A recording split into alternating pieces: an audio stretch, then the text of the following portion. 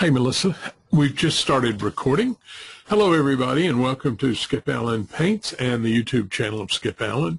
I'm sitting here with Melissa Gallo and me. We're not sitting together. We're in GoToMeeting, which is, well, y'all know what GoToMeeting is, and we're having fun. But anyway, we've been talking for about an hour or so, and we were looking over Painter Essentials 5, which came out yesterday, and we're having a lot of fun with it, so we thought maybe you might like to join us and talk about Painter Essentials 5 and what can be done in it. And so we're starting out with showing the welcome screen, which is what you're seeing at the beginning. And it's pretty neat, don't you think, Melissa? The way it's showing, you know, you've got drawing and painting on one side, start a new photo art on the other side. You can, it's similar to Painter. You can find your recent documents, open a new document. Oh, yeah, I think you can start a painting from scratch, or you can clone. Yeah, it's pretty cool. And I didn't look at this. This is Quick Start Guide. Let's see what that does. Oh, it brings up the manual, the help files. And if we go here, go ahead. No, I think that's wonderful. It's right there. Well, I don't get this one. What is it supposed to do? That should go to the website. Yeah, painterartist.com is the website for, well, that doesn't work apparently. Facebook does. That takes us to Corel Painter's Facebook page. I bet that works, and I'm just not hitting the right thing. Oh, well. We'll just say it doesn't work. What shall we do? Shall we go to Scratch first? Sure. Now, remember, they can uncheck if they want that little box in the lower left that says Show This at Startup. Right. Once into the swing of things and they know how things work, they can uncheck that, and that will not show up every time they open up. You know, in Painter I always leave mine. I like for it to come up because I find it quicker to get to things. Now, I don't know if it would be here the same way, but if I go to drawing and painting, we're getting people's work showing. Here's document and templates. So let's just grab one of these. Oh, cool. All right, so let's see what kind of paper we want. We've got papers here. We've got basic, artist rough. I think I'm going to do watercolor. So let's go to rough watercolor. I don't know what that's like. And what do you think? Go to pencils? Yeah, well, you know me. I love oil paints. I know. Well, we'll oil paint when we do the I can't oil paint very well, not like you can. We'll do that when we get to cloning. All right, so if we're doing it from scratch, we can bring up a new page. We have the ability to add layers, and we can use composite methods with the layers. I'm just going to stay on the canvas and make a few little lines. I don't like those. Didn't like that one either. You know, I love the undo because I need it. Skip, show them all the variants you've got first on the left, you know, the upper left. Just hit that little thing so they can see all the different categories and some of the variants in the categories. You've got a lot of stuff in this little program. Yeah, you do. These are all categories, and each category has a series of variants, like Melissa was saying. And I'm using the thick and thin pencil, and if you'll notice, I've got it really high, and the reason I have it, got it really light gray. The reason I have that is because if you press hard, this is a buildup, and so you actually get a very black color. And if you want to have a sort of a more sensitive line. Then if you go with a little lighter color, you'll go from light to dark fairly easily. That's really nice. Yeah, I like it. I'm going to try and do, we just did this a few minutes ago. I did a couple of roses. I was just playing around. So we'll try and do the same sort of thing here.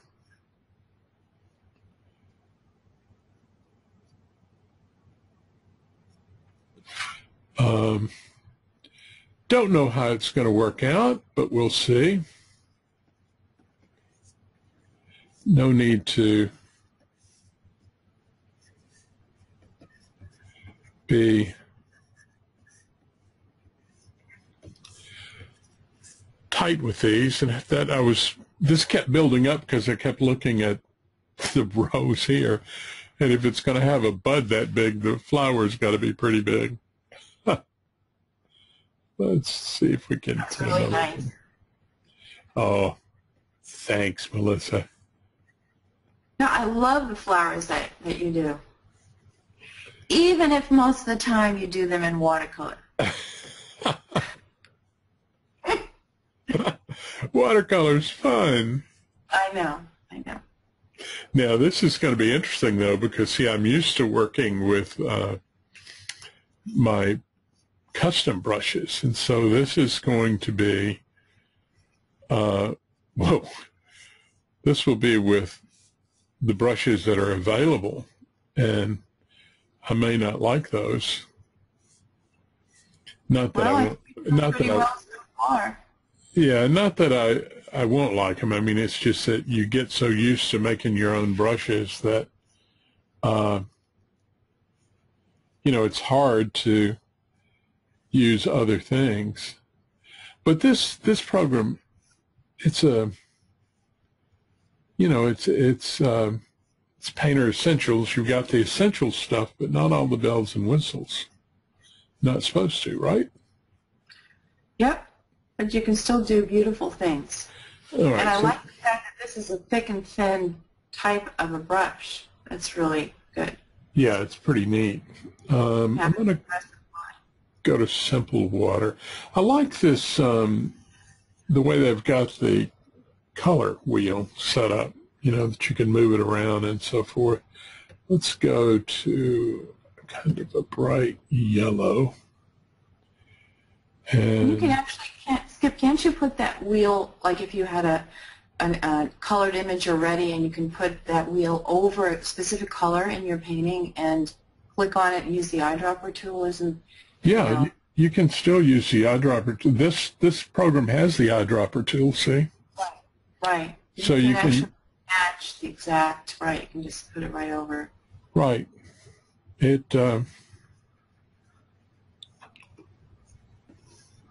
Oh, that's nice, simple water. I like that. I might just switch to watercolors.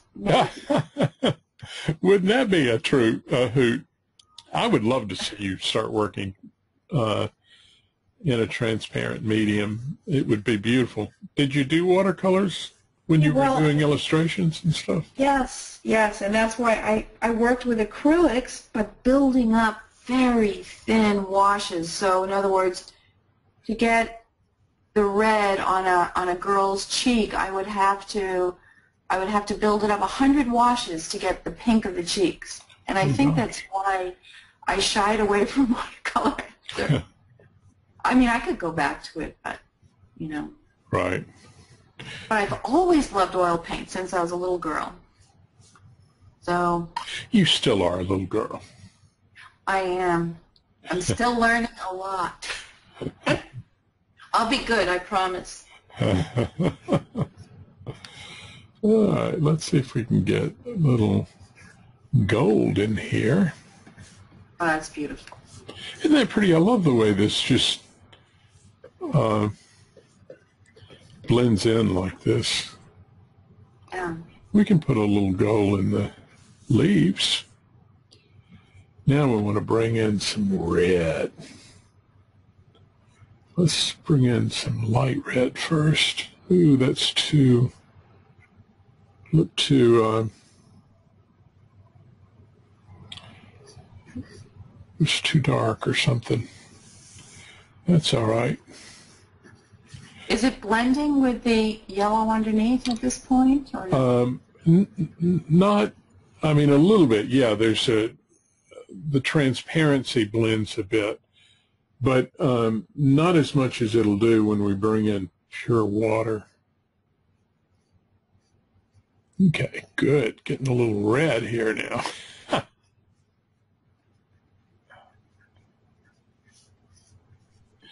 What are those? There's some roses that are yellow and red with red spots on them. Oh, I don't know anything about roses. One of my favorite flowers is ranunculus, though. Oh, this kind of looks like ranunculus the way I've got them going. Yeah, but I can't get them in Florida. You have to go to Hobby Lobby and get the fake ones. They're just as good, right? Yeah, they don't die on you. Well, in my case, they would get real dusty. Well, I've actually washed my silk flowers. I had some sort of spray at one time that you sprayed them, and it cleaned them. Okay, I actually rinsed mine under the faucet and then dry them hanging upside down. Huh. They came out great. Sounds good. All right, so now I just switched to, I didn't switch, try it again, to pure water. And once you touch the page, you see how it starts getting the kind of little lines around it. And this brush, if you paint with it out here, it doesn't do anything. But you can grab some of the water there, the color that's there, and blend it, and you get that little, see that little line there, that, yeah, like I the love edge. that. Yeah, it's like the, kind of like watercolor, real watercolor. Real watercolor. I love that. You know, it's funny, I think of it all the time when I'm painting as if I'm painting with the real media. You know, we lose sight of the fact that it's digital because you get so used to this way it works. And people have no idea how really beautiful digital painting can be, and it's not an easy task. Yeah. Well, you got to learn a bunch, just like you do in regular traditional painting. You've got a lot to learn. You have a lot to learn here as well. That's neat the way you can pull this out. See, I could bring out a whole nother layer, or not layer, but Like another petal of the flower. right. I don't want that one, but I showed you I can do it.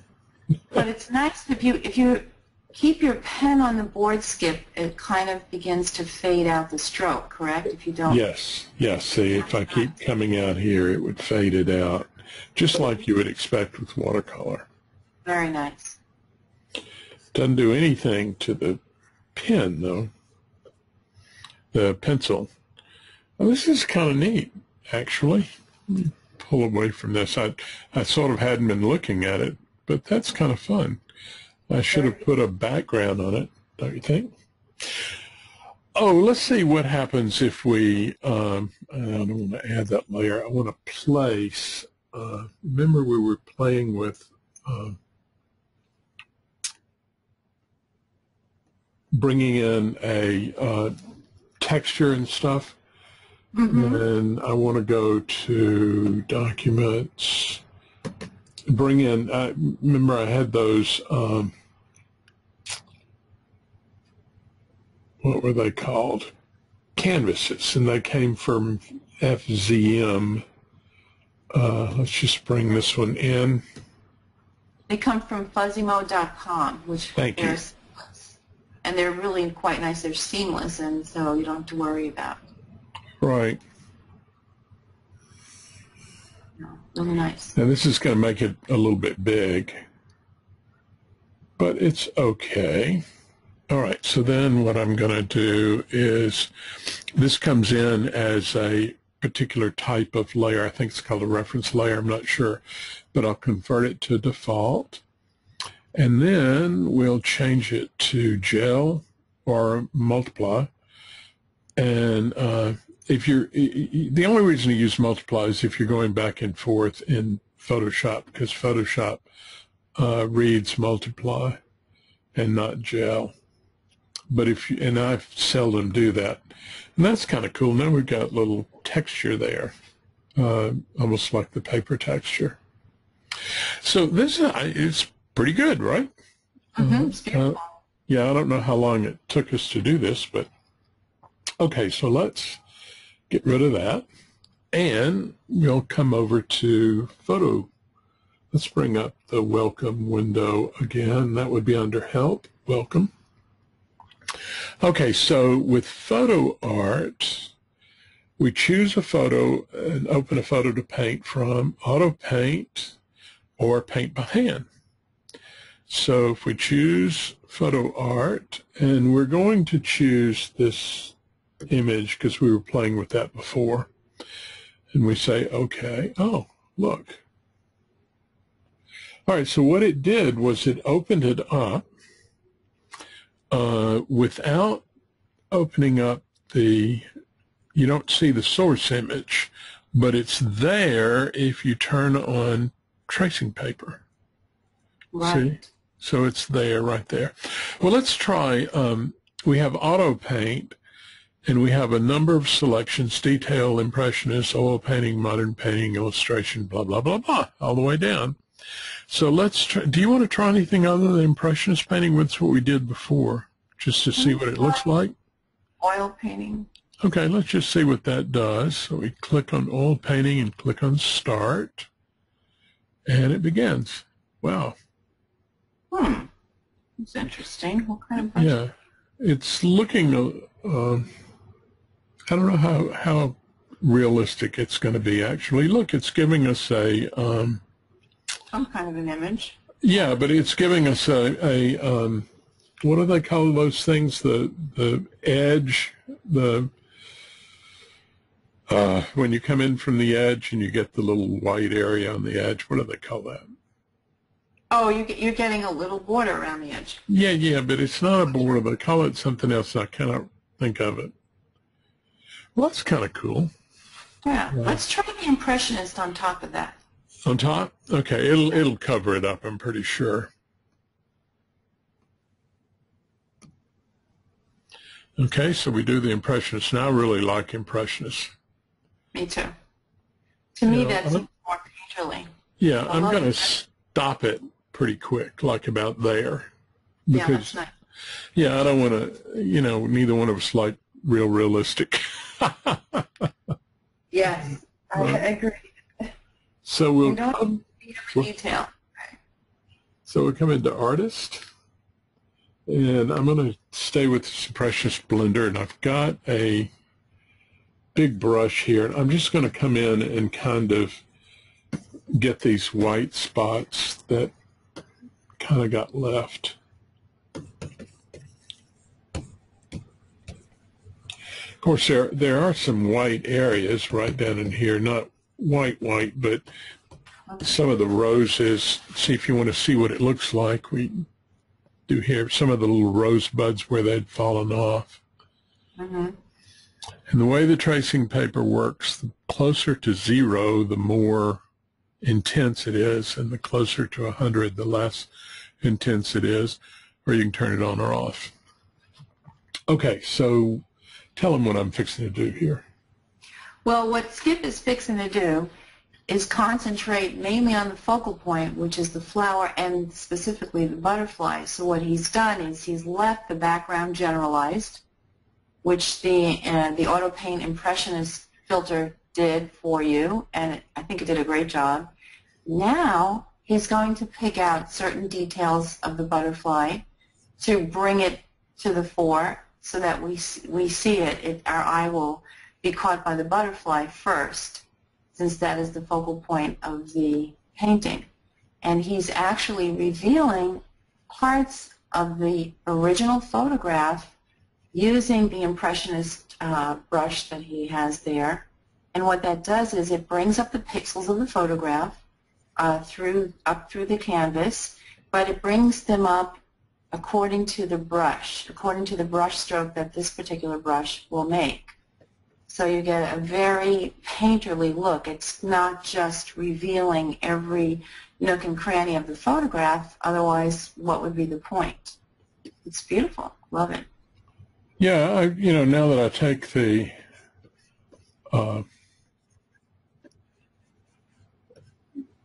tracing paper back off, you see that it, even though I was sort of following the lines, it didn't make it totally realistic or anything, and I kind of cleaned up the edges a little bit around here. All right, so now what we want to do is switch to something that gives us a little more detail.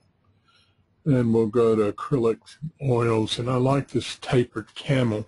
Now, anytime you go to a brush, if you've got the clone color set, then that means it's going to pick up the color from the image. If you take that off, then you would be putting the color in, from here. So if I wanted to,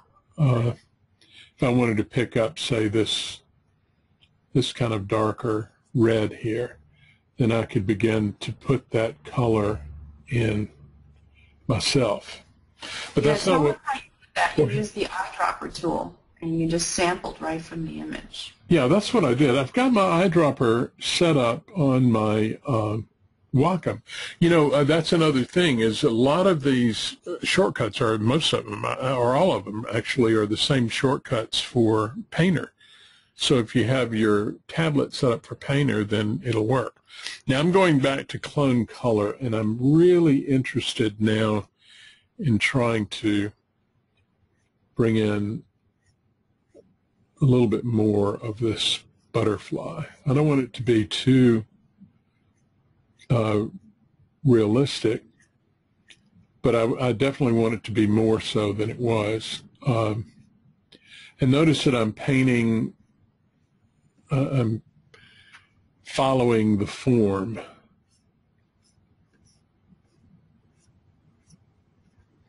Take it away, Melissa. Tell them what I'm doing so I don't have to think about it.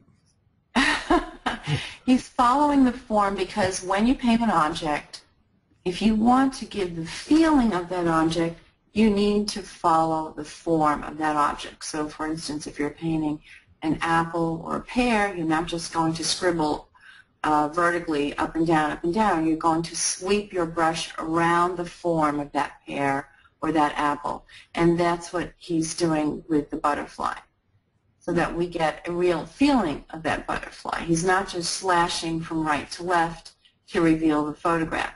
Because remember, your strokes will pick up the pixels of the photograph, but according to how you wield your brush. So you really are doing brush work. It's very subjective. And give 10 people the same photograph, they will create, even cloning, they will create 10 different paintings. Oh, I like those little antennae. Yeah, isn't that cool? Antennae. Now I want to put in a little bit more of the there, but not, I'm going to make my brush bigger so it's not quite so perfect.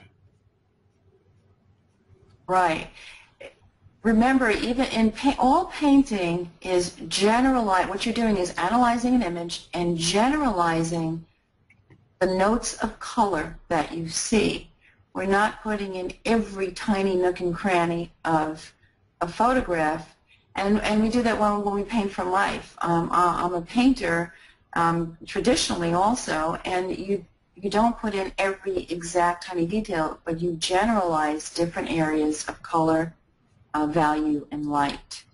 And you can do that digitally as well when you paint digitally. And that's what Skip is doing right now.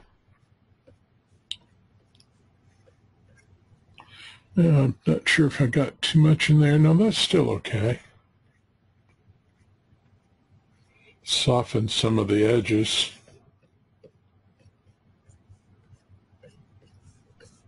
Especially down here. Now there is a stem down here somewhere. And I missed it. Let's see if I can get rid of what I just put in. Put this back. We'll make this a little smaller because we do need to bring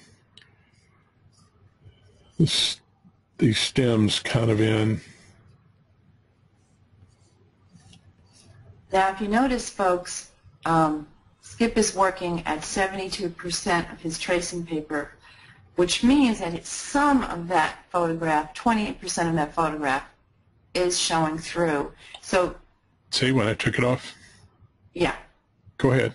So if you put the tracing paper at 100%, you're going to see the actual painting with no photograph showing through.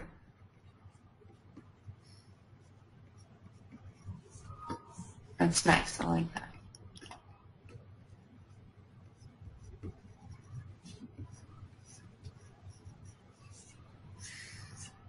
And I'm just getting some edges here. Not much of anything. Okay, let's turn that tracing paper back off. Yeah, that looks pretty good. Very nice. Let's bring that down. Yeah, that's actually, that's not bad at all. It needs to be a little brighter, maybe. And I think I want to mess this up a little bit in here.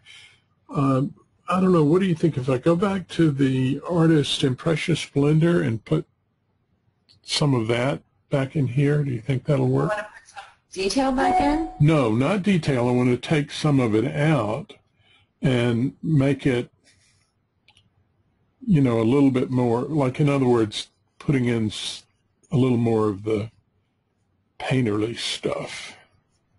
Sure. Is that too much, though? No, no. I wouldn't do it too much because you want that flower to stand out from the background. Right. And right. You want the butterfly also to stand out. I like Okay. that. Nice. Pull out some of the edges, like that large petal on the left. This one? No, the one above it. Blend that left edge into the background, into the green. Pull it into the green. Yeah. That one. Just pull it back. That's it. Yeah. Yeah, so edges are very important, folks.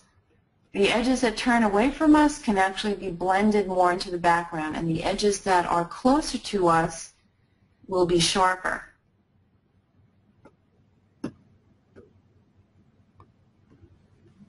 And I'm going to come back in here and get a little bit more of this.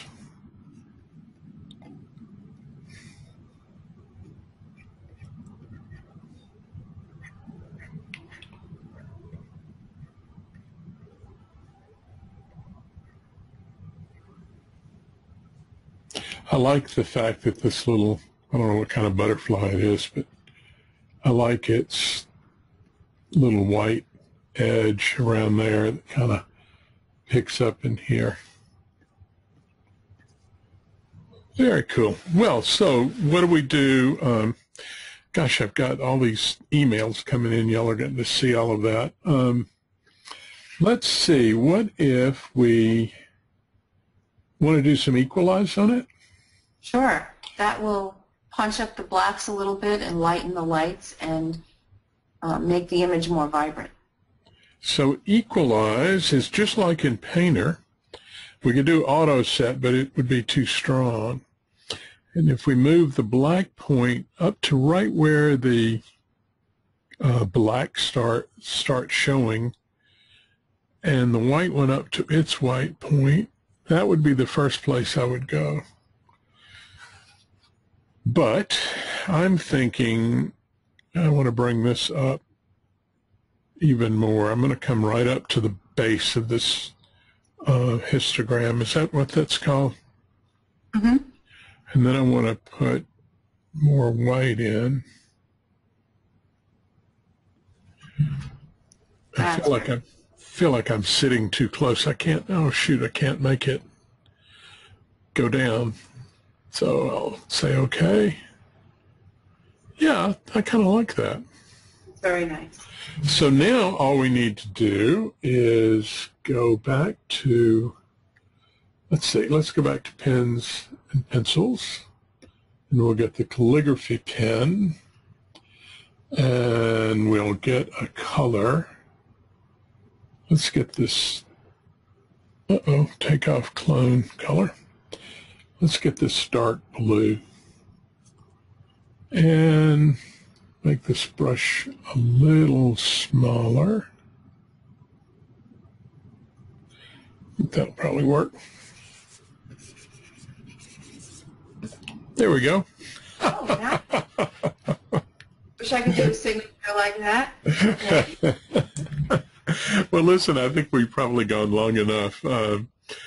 Anyway, I think this program is pretty cool. It's got a lot of stuff going for it. And looking at what's here, you know, we've got preferences, so you can set all that up kind of like you do in Painter. We've got brush tracking. That's critical. Yes, very much. And in brush tracking, you've got several types: default, legacy, linear, and so forth. I had set mine up earlier. I don't know if that's what I set it up to or not. It says default modified. I didn't save it. Let's see, canvas, the usual kinds of things. Of course, you don't have all the bells and whistles that are in Painter, but you have enough to make some very nice paintings, I think. Okay, so shall we say bye to them, Melissa? Yes, have fun, guys. Happy painting. Yeah. Talk to y'all later. Bye-bye.